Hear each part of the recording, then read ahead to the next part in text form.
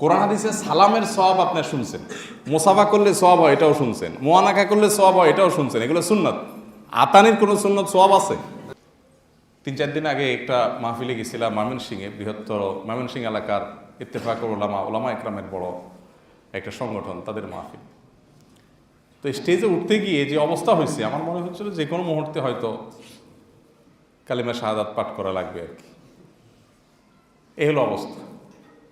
পিছন দিয়ে দেখি যারা মুসাফা করতে সুযোগ পাচ্ছে না, তারা পেছন দিয়ে জামা ধরে টান দিচ্ছে, 1-2 জন হাত ধরে টান দিচ্ছে, আঙ্গুল ধরে টান দিচ্ছে, আঙ্গুল ভেঙেও যেতে পারে এই অবস্থা, এত ধরে টান দিচ্ছে। আর যখন কোনো কিছু কেউ ধরতে পারতেছে না, সেটা হাতায় দিতেছে। এগুলো সব কুসংস্কার থেকে আসছে যে হুজুরের শরীরে আতাইলে মনে কোনো লাভ আছে। শরীরে যদি আতাইলে লাভ হয় তো আমি খাড়াই থাকুন ওখানে সারাদিন আতাম।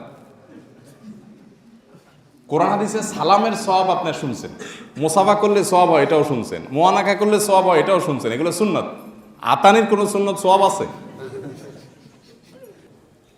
এখন আমার হাত ধরে টান দিচ্ছে, আঙ্গুল ধরে টান দিচ্ছে, আমি চিন্তা করতেছি মানিব্যাগ কখন উদাও হয়ে যায়। কি এক মুসিবত! এটা তো, এই আবেগের নাম তো দিন না ভাই। আপনি আলেমদের কথাবার্তা শুনবেন, আলেমদের শরীর হাতাইলে, মুসাফা করলে, তাদের নাম তাদের সালাম দিতে পারলে, তাদের সাথে একসাথে খাইলে, দাওয়াত খাওয়াইতে পারলে আপনার নাজাত নির্ভর করবে না ভাই? এটার উপর, এগুলোর উপর নাজাত নির্ভর করবে না। দুনিয়াতে এসব ধানায় ফানায় চলে। নেতার সাথে ছবি তুলছেন, সব মাফ, ফেসবুকে দিয়ে দিচ্ছেন, সবাই বলো ওরে বাবা, নেত্রীর সাথে ছবি আছে, নেতার সাথে ছবি আছে। আখিরাতে এসব চলবে না। ফেরেশতাদেরকে যদি বলে যে মিয়া দেখো, আমি মক্কার ইমাম সাহেবের সাথে সেলফি তুলছি, ফাইজলামতি করো, কারে তুমি প্রশ্ন উত্তর জিজ্ঞাসা আইছো? মায়ের একটাও নিচে পড়বে? বলবে তুমি কি এটা বাংলাদেশের রাজনীতি পাইছো মিয়া, যে মক্কার ইমাম সাহেবের সেলফি তোমার মাপ গুরু ডাবল হবে? বেটা, ফাইজলামতিটার জায়গা নেই।